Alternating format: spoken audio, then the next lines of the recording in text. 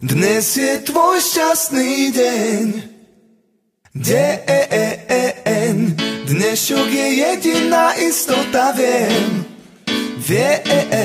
Tak rob čo môžeš s tým čo máš. Tam kde si a to si váš. Lebo najkrajší deň je dnes. Je to jediný deň, na ktorom záleží.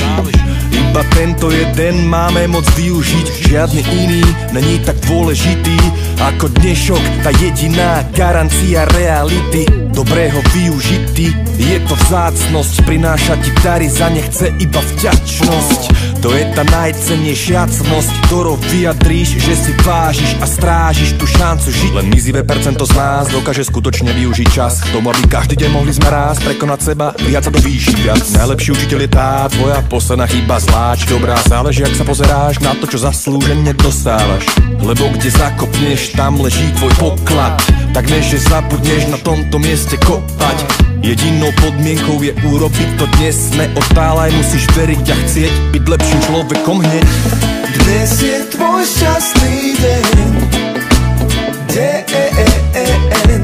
Dnešok je jediná istota, viem.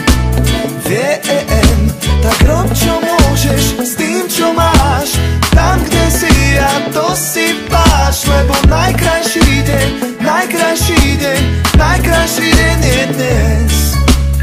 Najkrajší deň je dnes. Kto je vnútri prázdny, píši sa zovňajškom. Dochradne dneska, oháňa sa včerajškom. Život je prázdna nádoba, človek vyplňajú významom. Mám rado, že dnešná doba sa nesie v prebudení významnom. Každým dňom i s dobrým príkladom je môj smer.